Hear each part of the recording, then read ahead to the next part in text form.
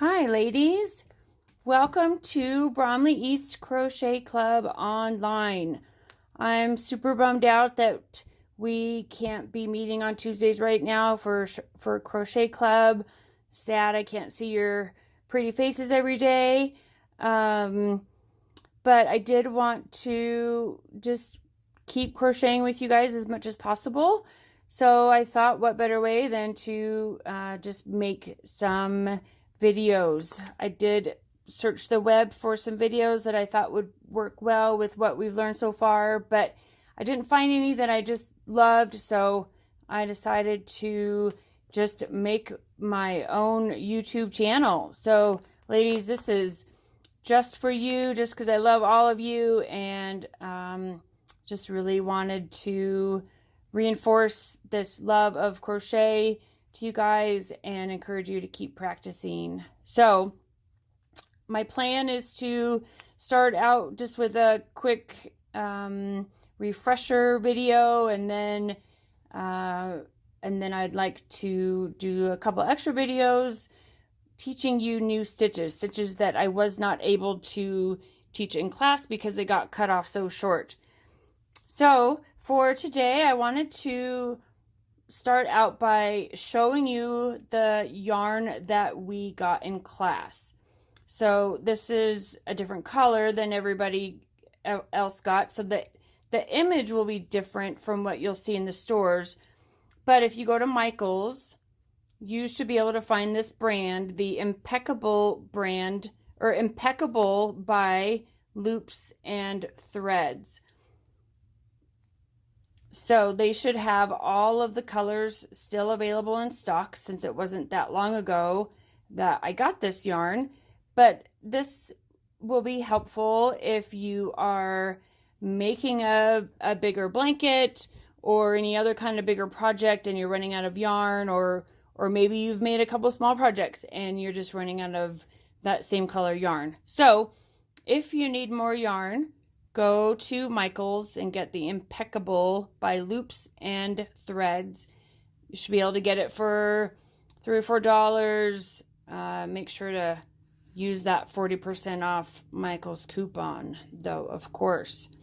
So I am using the Impeccable yarn. It's just in white, but I do have this same crochet hook that you ladies all have, this gold 6mm crochet hook.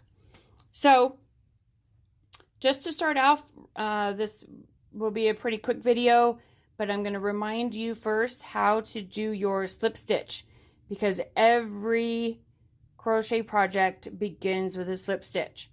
So you have your working yarn in your left hand, just your tail here in the right.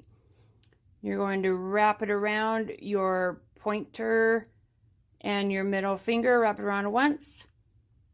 Wrap it around a second time, which creates that X.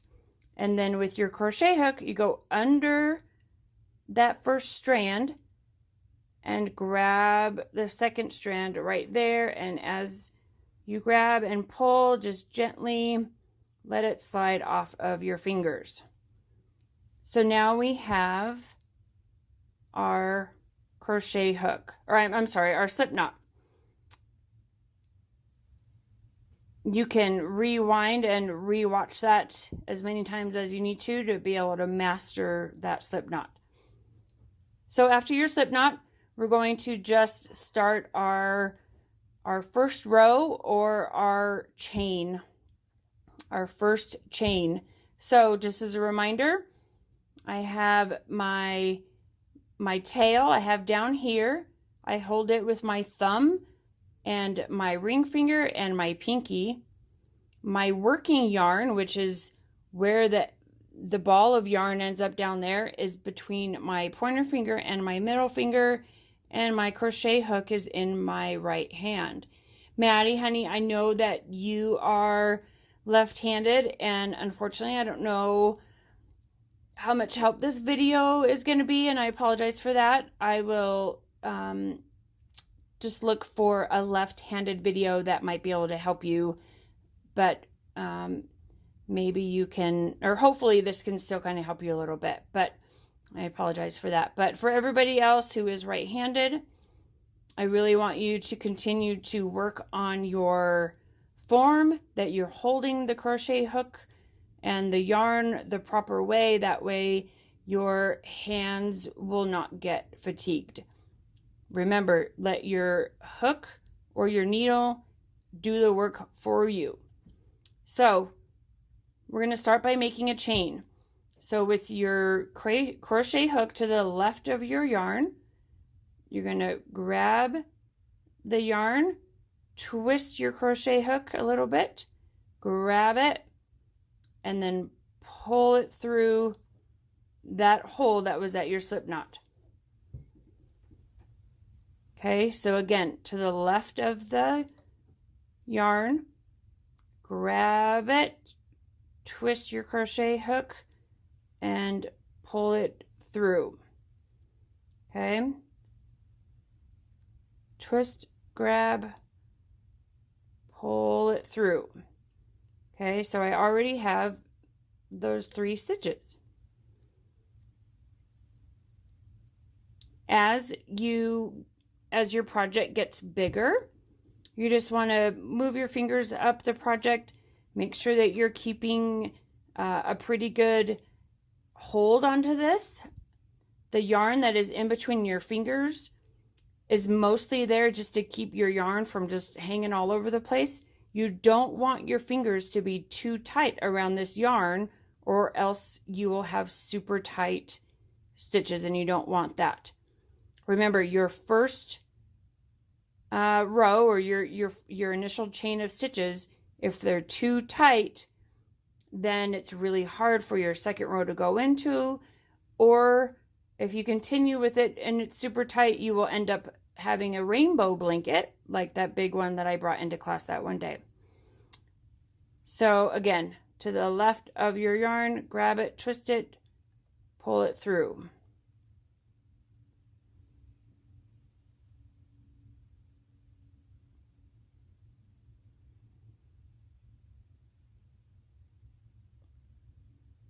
So I know that some of you ladies were going to make a scarf. To make your scarf, you want your first chain of stitches to be the width of, or the desired width of your scarf. So maybe 6 inches or so.